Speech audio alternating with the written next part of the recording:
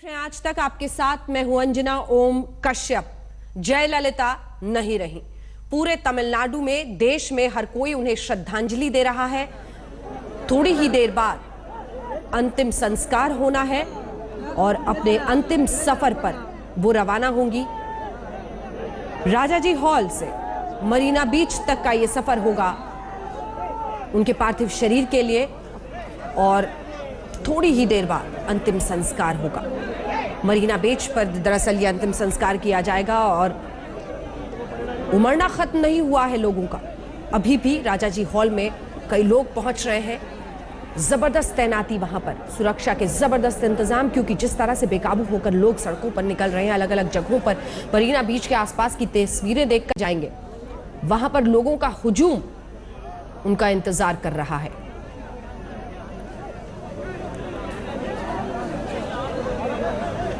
ये वक्त उस मुख्यमंत्री के लिए अंतिम विदाई का है जिसने तमिलनाडु की राजनीति में अपना वर्चस्व, अपनी शख्सियत का दबदबा, लोगों के साथ आगे बढ़ने में कोई कसर नहीं छोड़ी। और ये देखिए दो तस्वीरें।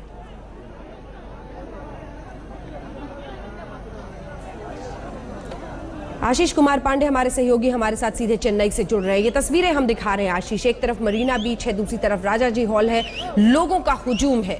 ये वक्त है अंतिम विदाई का, अंतिम दर्शन का। जहां पर आप मौजूद हैं वहां क्या हो रहा है? जी अंजना, जाहिर तौर पे आपने बिल्कुल सही कहा। एक तरफ समंदर है, दूसरी तरफ राजाजी मेमोरियल है। हम कह सकते हैं कि समंदर के किनारे जनता का, आम जनता का एक समंदर उमड़ा हुआ है अपनी प्रिय नेता को अंतिम श्रद्धांजलि देने के लिए। हमने देखा कि कैसे कल शाम से ही जब उनके जयललिता के देहावसान की खबर आई, उसके बाद से पूरा चेन्नई शहर फॉरेस्ट गार्डन जो आवास है वहां पर उमड़ना शुरू हो गया। और अब सुबह में उनके अंतिम दर्शनों के लिए उनके शरीर को राजाजी हॉल में रखा गया। वहां पर भी हजारों और लाखों की तादाद में लोग उमड़ने शुरू हो गए।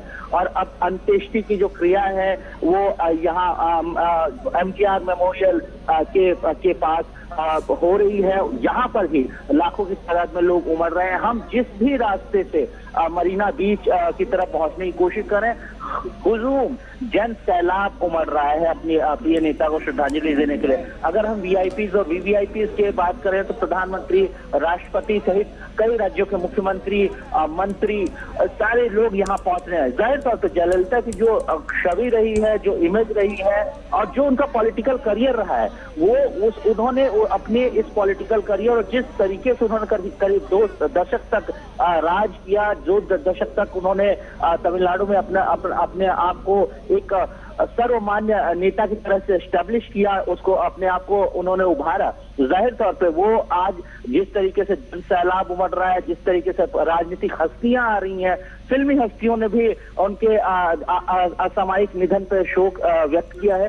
जाहिर तौर पे ये सारा बताता है कि जयललिता की शख्सियत क्या थी, कैसे वो लोगों से जुड़ी थी और कैसे राष्ट्रीय पटल पे भी उनको पूरी तरीके से उनकी एक अलग पहचान थी। हालांकि राष्ट्रीय पटल पे अगर बात करें तो कभी उन्होंने राष्ट्रीय राजनीति में हिस्सा लेने की कोशिश नहीं की, लेकिन कई बार यहाँ से द्रविडियन पार्टीज ने बात की, कई बार ये बात उठी कि क्या जयललिता को प्रधानमंत्री के रूप में देखा जाना चाहिए।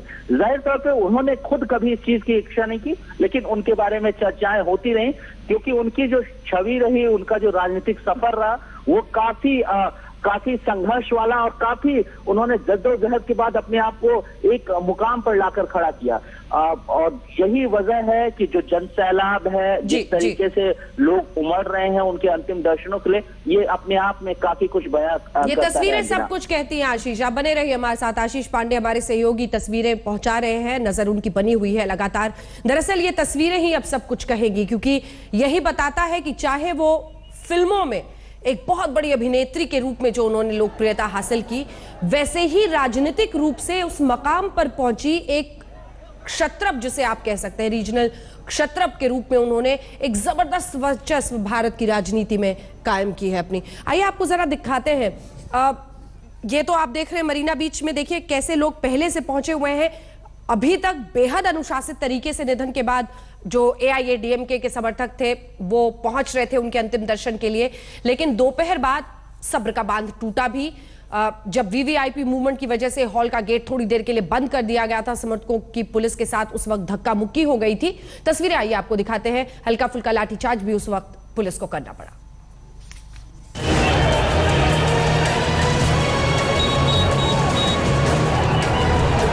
अपने नेता जयललिता के निधन के बाद गम में डूबे एआईएडीएमके के समर्थकों के सब्र का बांध दोपहर को टूट गया।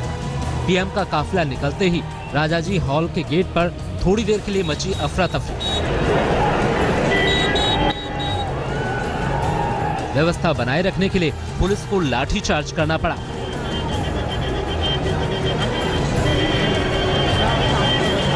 राजाजी हॉल में दोपहर करीब 1:30 बजे प्रधानमंत्री जयललिता को श्रद्धांजलि अर्पित करने पहुंचे। वीवीआईपी मूवमेंट की वजह से पुलिस ने राजाजी हॉल का गेट थोड़ी देर के लिए बंद कर दिया। इसके बाद पीएम का काफिला जैसे ही वहां से निकला, अम्मा समर्थकों की भीड़ अपने नेता के आखिरी दर्शन के लिए गेट के उस पार जाने के लिए टूट पड़ी। अव्यवस्था की स्थिति बनती देख पुलिस ने फौरन ही गेट के पास लाठीचार्ज शुरू कर दिया। जैसे ही कोई वीआईपी गाड़ी गेट से अंदर जाती, उस गाड़ी के पीछे समर्थकों का हुजूम भी अंदर जाने की कोशिश करता।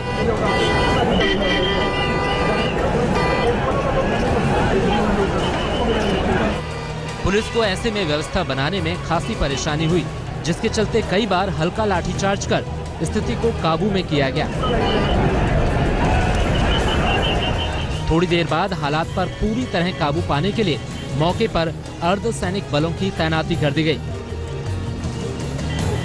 मेरा ये कहना है कि ये तस्वीर हम आपको दिखा रहे हैं। राहुल गांधी, गुलाम नबी आजाद, कांग्रेस पार्टी के वरिष्ठ नेता वहां पर पहुंचे हैं ये अंतिम दर्शन के लिए, और पीछे लोगों का हुजूम देखिए। ये तस्वीरें सब कुछ कह रही हैं उस लोकप्रियता के स्तर के बारे में जो राजनीतिक शख्सियत के इर्द गिर्द हम तमिलनाडु में देखते हैं, और खास तौर पर जयललिता को लेकर, क्योंकि उनकी छवि बिल्कुल अलग थी। वो एक फिल्म स्टार, और फिल्म स्टार से कैसे राजनीति में आई, एमजीआर उन्हें राजनीति में लेके आए, लेकिन फिर उनके निधन के बाद पूरी विरासत उन्होंने अपनाई और उसको आगे ले गई।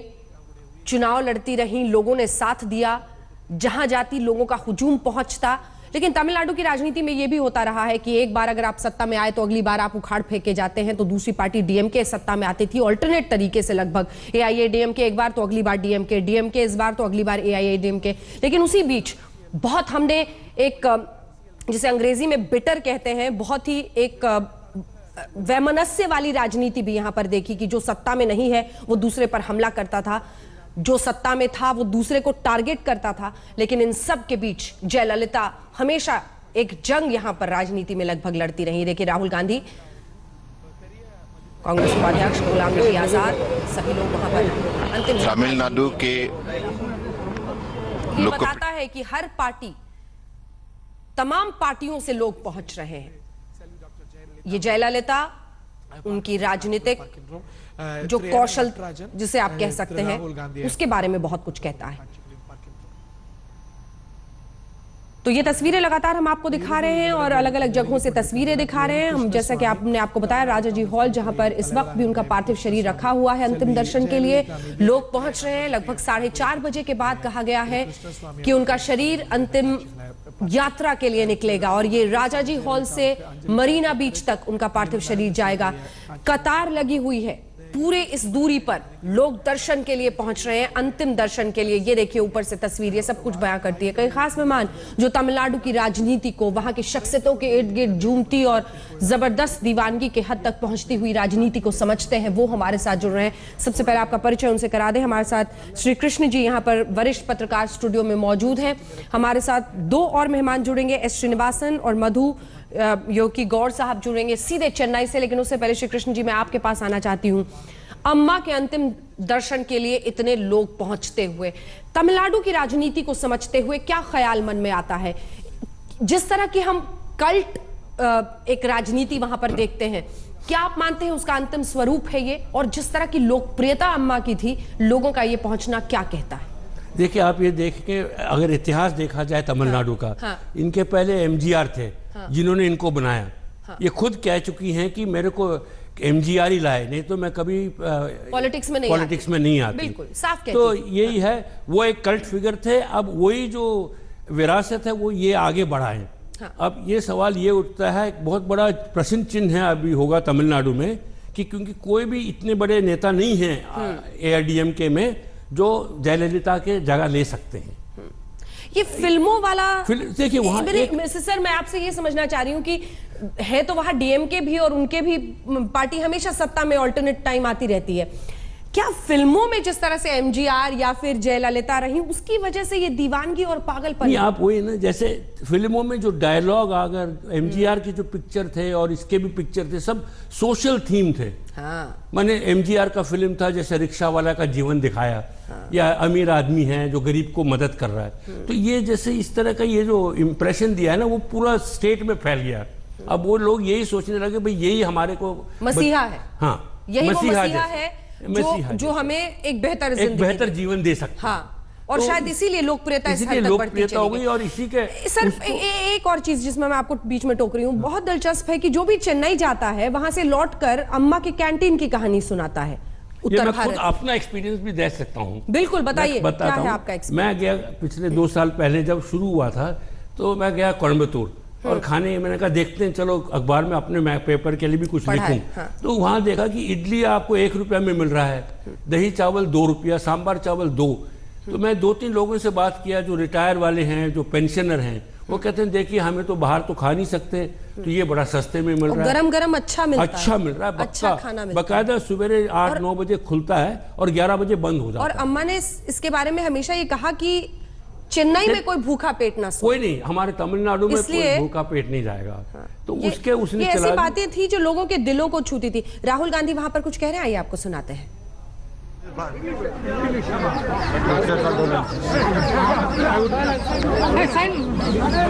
I would like to offer my condolences to the people of Tamil Nadu. Jayalalitha ji was a great leader. She was not only a leader of Tamil Nadu, she was a leader of this country. From the Congress party, on behalf of the Congress president and every single Congress worker in this country, we pay our respects to a great lady, a great leader of Tamil Nadu. Thank you. Pranab Mukherjee, இந்திய குடியரசுத் தலைவர் செல்வி doctor Jayalalithaa. राष्ट्रपति प्रणब मुखर्जी इस वक्त श्रद्धांजलि देते हुए ஜெயலலிதா மீது அன்பும் மரியாதையும் வைத்திருப்பவர் प्रणब मुखर्जी ने तो बहुत करीब से श्री कृष्ण जी देखा होगा, बहुत करीब से देखा होगा, क्योंकि में जब थे इधर तब आती थी, बकायदा मिलती थी उनसे। ये उस वक्त के ऐसे राजनेता हैं जो हमेशा टच में रहते थे। क्या क्या बताएंगे उस दौर के बारे में? मैं ये कह सकता हूँ कि ये जयललिता और राजीव गांधी के साथ भी बड़े अच्छे रिश्ते थे। और राजीव गांधी के टाइम में इनका बड़ा नजदीक होना था बहुत। और ये भी देखिए, राजीव गांधी ने तो एमजीआर को भारत रत्न दिया, तो उससे और करीब हो गई। और एक और चीज है, जैसे तमिलनाडु में जब भी एआईडीएमके, चाहे एमजीआर हो चाहे जयललिता हो, हर वक्त वो आम तौर पे दिल्ली के साथ ही रहते थे, क्योंकि वो जानते हैं भाई बिना सेंटर का। तमिलनाडु का ये रहा है कि केंद्र से रिश्ते अच्छे रखने हैं, चाहे वो यूपीए हो चाहे कोई भी हो, एनडीए हो। मगर एक बड़ी अजीब आपको स्थिति बताएं कि 67 जब कांग्रेस हारी चुनाव, उसके बाद कभी कांग्रेस नहीं आ पाई। उन टाइम्स, उस दिन से लेकर आज तक खाली द्रविड़ पार्टी के बीच में लड़ाई चलता है। दोनों ही द्रविड़ पार्टियों के बीच में लड़ाई होती रही। इसमें ये, क्योंकि इसमें एक बात और है, ये दोनों द्रविड़ पार्टी चाहे कुछ जितना भी मदद ले सेंटर का, मगर ये हर वक्त यही सोचते हैं दिल्ली में जो पार्टी है वो हिंदी की पार्टी है, वो अभी तक उनका दिमाग से वो उतरा नहीं। ठीक है जी हाँ, आपसे कुछ ही देर में उनका पार्थिव शरीर अपने अंतिम सफर पर निकलेगा। अंतिम दर्शन करने के लिए लोगों का हुजूम इस वक्त राजा जी हॉल में पहुंचता हुआ। राष्ट्रपति प्रणब मुखर्जी अब से कुछ ही देर पहले वहां पर पहुंचे थे और ये देखिए अब उनके पार्थिव शरीर को ढका जा रहा है और यहीं से अब मरीना बीच तक के लिए उनका अंतिम सफर होगा।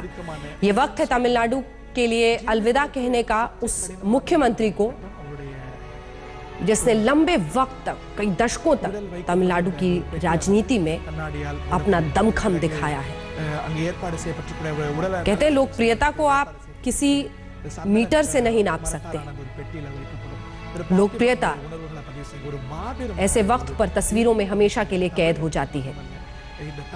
जब लोग सड़कों किनारे, आसपास की दीवारों पर, अंतिम सफर की राह पर टकटकी लगाए बस एक आखिरी दर्शन के लिए बैठे दिखते हैं, तो समझ लीजिए इस नेता ने कई जिंदगियों को अपने जीवन काल में छुआ होगा।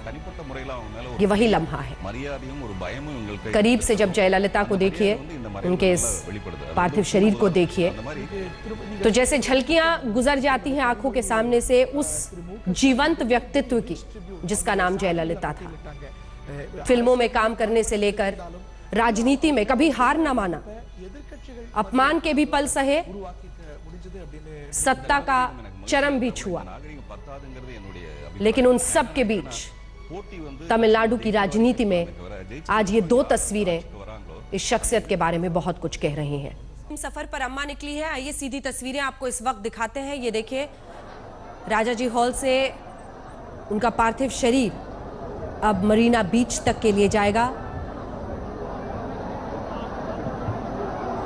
भारी सुरक्षा के इंतजाम वहां पर किए गए हैं, लोगों का हुजूम है। बहुत आसान नहीं होगा लोगों के बीच से ले जाना, लेकिन इस तरह के इंतजाम किए गए हैं। इन तस्वीरों को देखकर यकीन कर पाना मुश्किल होता है जिस तरह की वो शख्सियत है। एक वक्त को ये तस्वीरें हर किसी को छू जाती हैं, क्योंकि हम लोगों ने जिस जयललिता को देखा है, जाना है, समझा है, राजनीति में उसका दबदबा था। एक बेहद खूबसूरत चेहरा जिसने फिल्मों में काम किया, जिसने हमेशा केंद्र से अच्छे रिश्ते रखे, और आज जब इस तस्वीर को देखिए तो वो सब जैसे झलकियां बनकर आंखों के आगे से गुजर जाता है। ये तस्वीरें आप देख रहे हैं, हमारे साथ मधु यक्षी गौड़ साहब, कांग्रेस के नेता भी इस पर जुड़ गए हैं।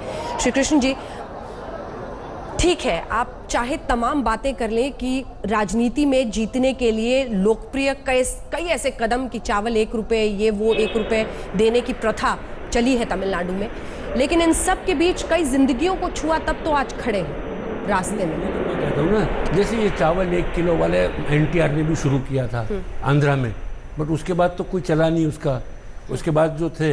मगर इनको देखिए, इन्होंने जो किया है जयललिता ने तमिलनाडु में, जैसे मंगलसूत्र दिया है औरतों को शादी पे। मैं यहीं से एक ब्रेक ले रही हूँ, मंगलसूत्र पे आपसे बात करूंगी, क्योंकि तमिलनाडु में भावनाएं बहुत जुड़ी रहती हैं ऐसी चीजों से, और उन भावनाओं के जरिए लोगों तक कैसे पहुंचना है, ये मंत्र अम्मा के हाथ में था। यह अंतिम सफर है एक बड़ी शख्सियत का भारतीय राजनीति में।